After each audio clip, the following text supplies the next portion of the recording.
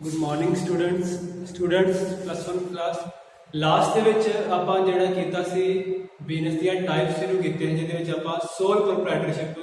Business ਬਾਰੇ detail 'ਚ ਪੜਿਆ ਸੀ ਉਹਦਾ ਮੀਨਿੰਗ ਕੀ ਉਹਦੇ ਐਡਵਾਂਟੇजेस ਡਿਸਐਡਵਾਂਟੇजेस ਨੇ ਕੀ ਉਹਦੇ ਫੀਚਰਸ ਨੇ ਕੀ ਉਹਦੀਆਂ ਲਿਮਿਟੇਸ਼ਨਸ ਨੇ ਹੁਣ ਆਪਾਂ ਨੈਕਸਟ ਜਿਹੜਾ ਵਾ ਬਿਜ਼ਨਸ ਟਾਈਪ ਪੜਾਂਗੇ ਕਿ ਨੈਕਸਟ ਆਪਸ਼ਨ ਕੀ ਹੈ ਜਿਵੇਂ ਕਿ ਸੋਲ ਪ੍ਰੋਪਰਾਈਟਰਸ਼ਿਪ ਦੇ ਵਿੱਚ ਇੱਕ ਹੀ ਸਿੰਗਲ ਓਨਰ ਹੁੰਦਾ ਸੀ ਹੁਣ ਉਸ ਤੋਂ ਅੱਗੇ ਵਧਾਂਗੇ ਜਦੋਂ ਇੱਕ ਬਿਜ਼ਨਸ ਦੇ ਵਿੱਚ ਇੱਕ ਤੋਂ ਜ਼ਿਆਦਾ ਓਨਰਸ ਹੁੰਦੇ ਨੇ ਠੀਕ ਹੈ ਹੁਣ ਆਪਾਂ ਉਸ ਤਰ੍ਹਾਂ ਦੇ ਬਿਜ਼ਨਸ ਜਿਹੜੇ ਉਹ ਪੜਾਂਗੇ ਜਿਹਦੇ ਵਿੱਚ ਇੱਕ ਤੋਂ ਜ਼ਿਆਦਾ ਜਿਹੜੇ ਬਿਜ਼ਨਸ ਓਨਰਸ ਹੋਣਗੇ ਔਰ ਨੈਕਸਟ ਬਿਜ਼ਨਸ ਟਾਈਪਸ ਜਿਹੜੀ ਹੈਗੀ ਹੈ ਉਹਦਾ ਨੇਮ ਹੈ ਹਿੰਦੂ ਅਨਡਿਵਾਈਡਡ ਫੈਮਿਲੀ ਬਿਜ਼ਨਸ ਠੀਕ ਹੈ ਇੱਕ ਵਾਰੀ ਦੁਬਾਰਾ ਮੈਂ ਰਿਪੀਟ ਕਰਦਾ ਕਿ ਇਸ ਬਿਜ਼ਨਸ ਟਾਈਪ ਦਾ ਮੀਨਿੰਗ ਜਿਹੜਾ ਹੈ ਇਹਦੀ ਫੁੱਲ ਫਾਰਮ ਕੀ ਹੈ ਹਿੰਦੂ ਅਨਡਿਵਾਈਡਡ ਫੈਮਿਲੀ ਬਿਜ਼ਨਸ और कमर्स ਦੇ ਵਿੱਚ ਇਹਨੂੰ ਅਸੀਂ ਸ਼ਾਰਟ ਫਾਰਮ ਦੇ ਵਿੱਚ HUF ਬਿਜ਼ਨਸ ਹਾਊਸ ਕਹਿੰਦੇ ਆ ਠੀਕ ਹੈ ਜਿਵੇਂ ਕਿ ਸੋਲ ਪ੍ਰੋਪਰਾਈਟਰਸ਼ਿਪ ਬਿਜ਼ਨਸ ਇਦਾਂ ਇਹਨੂੰ ਆਪਾਂ ਸ਼ਾਰਟ ਟਰਮ ਦੇ ਵਿੱਚ ਜਿਹੜਾ ਹੈ ਉਹ HUF ਜਿਹੜਾ ਉਹ ਕਹਿੰਦੇ ਆ ਹੁਣ ਇਹਦਾ ਮੀਨਿੰਗ ਕੀ ਹੈ the business carried out by the made members of a Hindu undivided family is known as joint Hindu family business ठीक है एक बार दोबारा रिपीट कर देने कि the business carried out by the male members of a Hindu undivided family is known as joint Hindu family business कि वो business जेड़ा एक फैमिली दे मेल मेंबर्स दे द्वारा कैरिड आउट किया जाता है यानी कि चलाया जाता है और वो मैंबर्स हिंदू अनडिवाइडेड फैमिली का हिस्सा होंगे जिसनूं हिंदू जॉइंट फैमिली बिजनेस कहा जाता है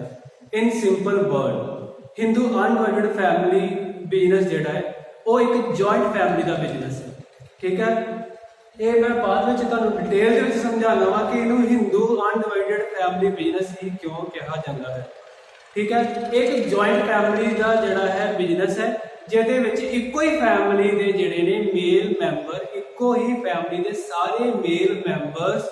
एक टाइप का बिजनेस ही जिहड़ा वा वो कैरी आउट करते हैं ठीक है यानी कि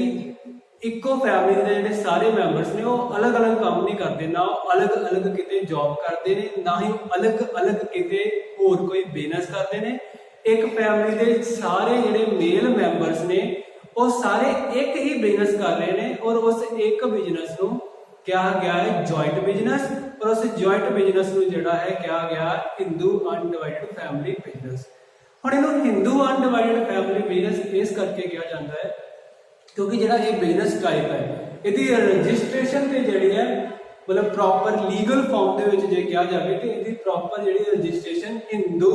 सक्सेशन एक्ट 1925 यानी कि 1925 ਦੇ ਵਿੱਚ ਜਿਹੜਾ ਵਾ ਇਹ ਬਿਜ਼ਨਸ ਦੀ ਰਜਿਸਟ੍ਰੇਸ਼ਨ ਕੀਤੀ ਗਈ ਸੀ ਠੀਕ ਆ ਬ੍ਰਿਟਿਸ਼ ਗਵਰਨਮੈਂਟ ਵੱਲੋਂ ਜਿਹੜਾ ਇਹਨੂੰ ਅਪਰੂਵਲ ਮਿਲੀ ਸੀ ਬਟ ਅਪਰੂਵਲ ਤੋਂ ਪਹਿਲਾਂ ਜਿਹੜਾ ਵਾ ਇਹ ਬਿਜ਼ਨਸ ਬਹੁਤ ਹੀ ਸਦੀਆਂ ਪਹਿਲਾਂ ਤੋਂ ਹੀ ਕੀਤਾ ਜਾ ਰਿਹਾ ਹੈ ਜਦੋਂ ਦੀ ਹਿੰਦੂ ਮੈਥੋਲੋਜੀ ਜਿਹੜੀ ਹੈ ਇੰਡੀਆ ਦੇ ਵਿੱਚ ਜਿਹਨੂੰ ਫੋਲੋ ਕੀਤਾ ਜਾ ਰਿਹਾ ਹੈ ਉਦੋਂ ਦਾ ਹੀ ਇਹ ਬਿਜ਼ਨਸ ਜਿਹੜਾ ਹੈ ਚੱਲ ਰਿਹਾ ਹੈ ਬ੍ਰਿਟਿਸ਼ ਗਵਰਨਮੈਂਟ ਦੇ ਆਉਣ ਤੋਂ ਬਾਅਦ ਜਿਹੜਾ ਵਾ ਇਹਨੂੰ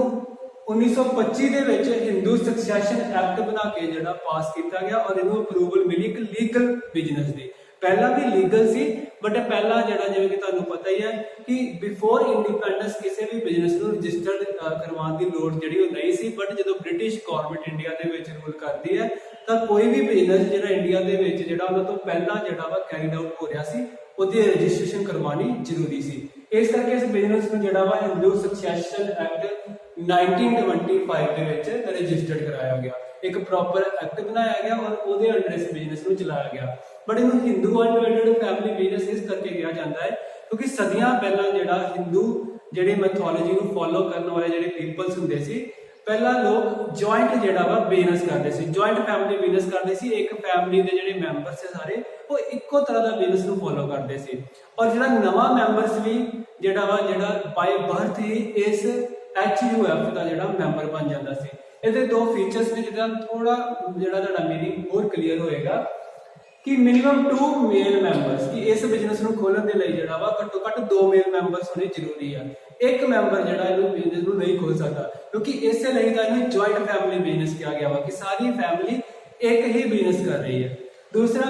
ਐਗਜ਼ਿਸਟੈਂਸ ਆਫ ਸਮ ਇਨਡਸਟਰੀਅਲ ਪ੍ਰਾਪਰਟੀ, ਕਿ ਇਹ ਜਿਹੜਾ ਬਿਜ਼ਨਸ ਕਦੋਂ ਹੋਂਦ ਦੇ ਵਿੱਚ ਆਉਂਦਾ ਹੈ, ਜਦੋਂ ਕੋਈ ਇਨਡਸਟਰੀਅਲ ਪ੍ਰਾਪਰਟੀ ਦੇ ਉੱਤੇ ਜਿਹੜਾ ਵਾ ਬਿਜ਼ਨਸ ਕੀਤਾ ਜਾਂਦਾ ਹੈ। ਇਨਡਸਟਰੀਅਲ ਪ੍ਰਾਪਰਟੀ ਜਿਹੜੀ ਕਿਹੜੀ ਹੁੰਦੀ ਹੈ, ਜਿਹੜੀ ਪੂਰਵਜਾਂ ਵੱਲੋਂ ਸਾਡੇ ਜਿਹੜੇ ਪੰਜਾਬੀ ਵਿੱਚ ਆਪਾਂ ਕਹਿ ਸਕਦੇ ਹਾਂ ਜਿਹੜੇ ਸਾਡੇ ਬਾਪ ਦਾਦਿਆਂ ਵੱਲੋਂ ਜਾਂ ਸਾਡੇ ਦਾਦਾ ਜੀ ਪੜਦਾਦਿਆਂ ਵੱਲੋਂ ਜਿਹੜੀ ਜੱਦੀ ਪੁਸ਼ਤੀ ਜਾਇਦਾਦ ਜਿਹੜੀ ਮਿਲੀ ਹੈ, ਜਾਂ ਫਿਰ ਕਈ ਤੁਸੀਂ ਦੇਖਿਆ ਨਾ ਵਾ ਕਿ ਜੱਦੀ ਪੁਸ਼ਤੀ ਜਿਹੜਾ ਵਾ ਉਹ ਬਿਜ਼ਨਸ ਕਰਦੇ ਆ ਰਹੇ ਨੇ। ਕਈ ਲੋਕ ਅੱਜ ਵੀ ਮੌਜੂਦ ਨੇ, ਬਹੁਤ ਸਾਰੇ ਬਿਜ਼ਨਸ ਹਾਊਸ ਅੱਜ ਵੀ ਮੌਜੂਦ ਨੇ ਜਿਨ੍ਹਾਂ ਦੇ ਦਾਦਾ ਜੀ ਵੀ ਬਿਜ਼ਨਸ ਕਰ ਰਹੇ ਸੀ, ਪੜਦਾਦਾ ਜੀ ਵੀ ਬਿਜ਼ਨਸ ਕਰ ਰਹੇ ਸੀ, ਠੀਕ ਹੈ। ਉਹ ਸਾਰੇ ਜਿਹੜੇ ਆ ਇੱਕ ਹੀ ਤਰ੍ਹਾਂ ਦਾ ਬਿਜ਼ਨਸ ਕਰਦੇ ਆ ਰਹੇ ਨੇ ਔਰ ਉਹ HUF ਦੇ ਵਿੱਚ ਰਜਿਸਟਰ ਹੁੰਦੇ ਸੀ ਉਸ ਟਾਈਮ ਦੇ ਉੱਤੇ।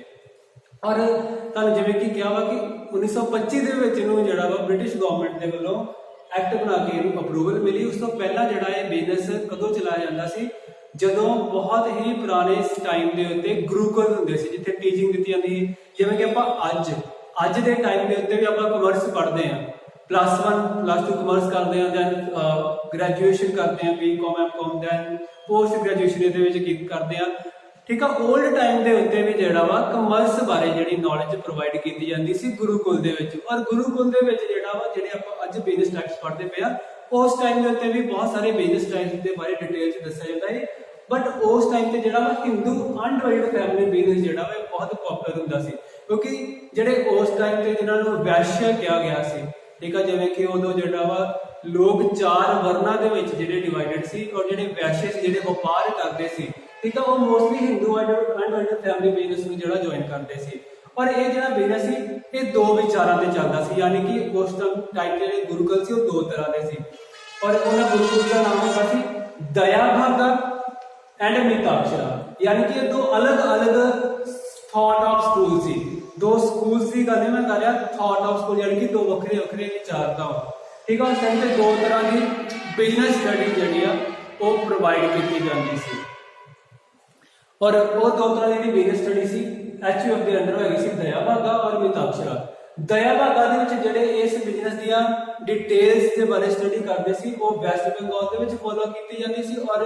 ਜਿਹੜੇ ਸਟੂਡੈਂਟਸ ਮਿਤਾਕਸ਼ਰਾ ਸਕੂਲਸ ਨੂੰ ਫੋਲੋ ਕਰਦੇ ਸੀ ਉਹ ਆਲ ਓਵਰ ਇੰਡੀਆ ਦੇ ਵਿੱਚ ਐਕਸੈਪਟ ਵੈਸਟ ਬੰਗਾਲ ਦੇ ਵਿੱਚ ਇਸ ਬਿਜ਼ਨਸ ਦੀ ਸਟੱਡੀ ਕਰਦੇ ਸੀ। ਯਾਨੀ ਕਿ ਦਇਆ ਭਾਗਾ ਜਿਹੜਾ ਵਾ HUF ਬਿਜ਼ਨਸ ਇਹ ਵੈਸਟ ਬੰਗਾਲ ਦੇ ਵਿੱਚ ਸਟੱਡੀ ਕਰਵਾਇਆ ਜਾਂਦਾ ਸੀ, ਔਰ all over India West Bengal ਨੂੰ ਛੱਡ ਕੇ ਬਾਕੀ ਪੂਰੇ ਇੰਡੀਆ ਦੇ ਵਿੱਚ ਮਿਤਾਕਸ਼ਰਾ ਜਿਹੜਾ ਸਕੂਲ ਹੈ ਉਹਨੂੰ ਉਹਦੀਆਂ ਜਿਹੜੀਆਂ ਬ੍ਰਾਂਚਸ ਸੀ ਉਹਨੂੰ ਫੋਲੋ ਕੀਤਾ ਜਾਂਦਾ ਹੈ। ਮਿਤਾਕਸ਼ਰਾ ਜਿਹੜਾ ਵਾ ਥਾਟਸ, ਮਿਤਾਕਸ਼ਰਾ ਵਿਚਾਰ ਨੂੰ ਜਿਹੜਾ ਇਸ ਬਿਜ਼ਨਸ ਨੂੰ ਚਲਾਉਣ ਦੇ ਲਈ ਫੋਲੋ ਕੀਤਾ ਜਾਂਦਾ ਸੀ। ਔਰ ਪੁਰਾਣੇ ਟਾਈਮ ਤੇ ਜਿਵੇਂ ਕਿ ਨਿਊਕਲੀਅਰ ਫੈਮਿਲੀਜ਼ ਨਹੀਂ ਹੁੰਦੀਆਂ ਸੀ, ਜਿਵੇਂ ਕਿ ਅੱਜ ਦੇ ਟਾਈਮ ਤੇ ਨਿਊਕਲੀਅਰ ਫੈਮਿਲੀਜ਼ ਆ, ਉਦੋਂ ਆਲਮੋਸਟ ਜਿਹੜਾ ਵਾ ਜੁਆਇੰਟ ਫੈਮਿਲੀਜ਼ ਹੁੰਦੀਆਂ ਸੀ। ਔਰ ਜੁਆਇੰਟ ਫੈਮਿਲੀਜ਼ ਜਿਹੜੀਆਂ ਵਪਾਰ ਦੇ ਵਿੱਚ ਹੁੰਦੀਆਂ ਸੀ ਉਹ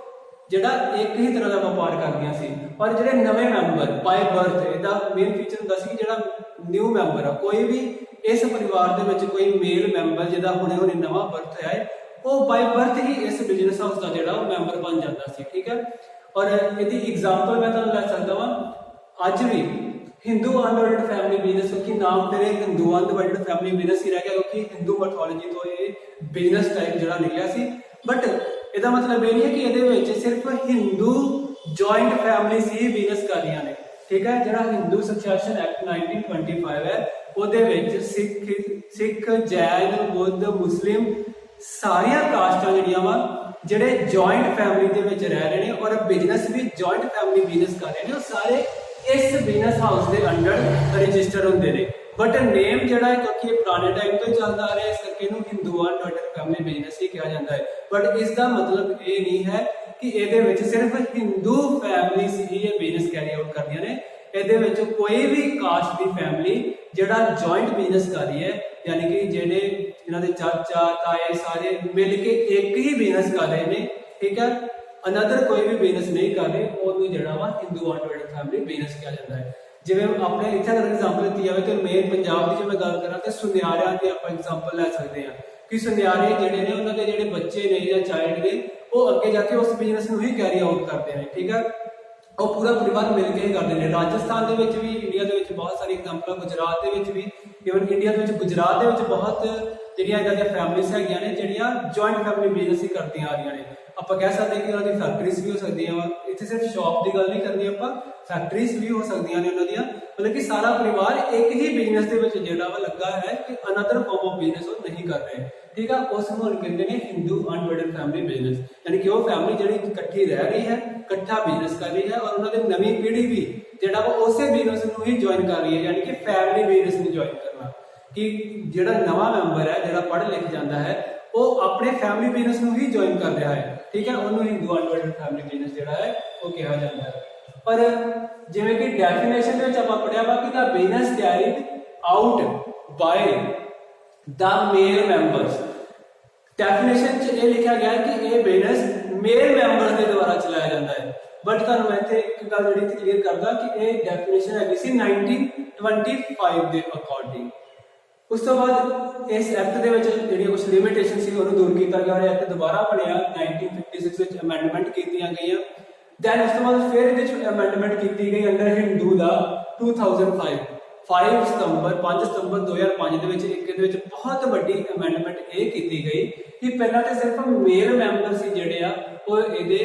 ਜਿਹੜੇ ਮੈਂਬਰ ਬਣ ਸਕਦੇ ਸੀ, ਇਸ ਬਿਜ਼ਨਸ ਦਾ ਪਾਰਟ ਬਣ ਸਕਦੇ ਸੀ। ਬਟ 2005 ਦੇ ਵਿੱਚ ਜਿਹੜੀ ਆ ਸਾਡੀ ਹਾਈ ਕੋਰਟ ਨੇ ਇਹ ਆਰਡਰ ਦੇ ਦਿੱਤਾ, ਯਾਨੀ ਕਿ ਐਕਟ ਜਿਹੜਾ ਅਮੈਂਡਮੈਂਟ ਹੋ ਗਿਆ ਲੋਕ ਸਭਾ ਦੇ ਵਿੱਚ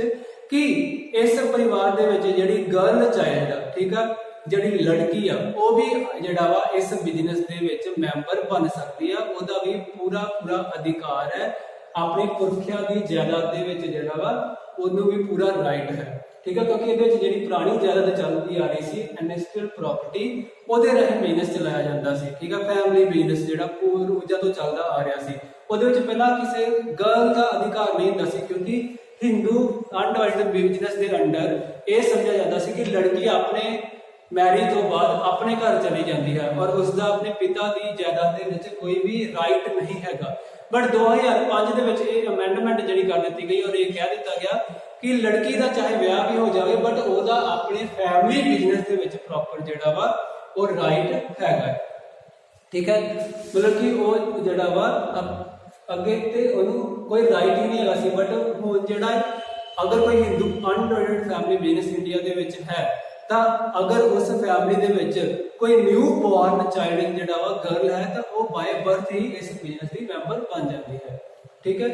ਐਸੀ ਮੀਨਿੰਗ ਕਿ ਹਿੰਦੂ ਅਨਡਿਵਾਈਡਡ ਫੈਮਿਲੀ ਬਿਜ਼ਨਸ ਦੀ ਹੋਂਦ ਕਿੱਦਾਂ ਆਈ ਔਰ ਇਹਦਾ ਮੀਨਿੰਗ ਕੀ ਹੈ। ਯਾਨੀ ਕਿ ਸਿੰਪਲ ਅਗਰ ਪੰਜਾਬੀ ਦੇ ਵਿੱਚ ਗੱਲ ਕਰੀਏ ਤਾਂ ਇਹਦਾ ਮਤਲਬ ਇਹ ਹੈ ਕਿ ਇੱਕ ਫੈਮਿਲੀ ਬਿਜ਼ਨਸ ਹੈ ਜਿਹੜੀ ਜੁਆਇੰਟ ਫੈਮਿਲੀ ਮਿਲ ਕੇ ਚਲਾ ਰਹੀ ਹੈ। ਠੀਕ ਹੈ ਜੀ।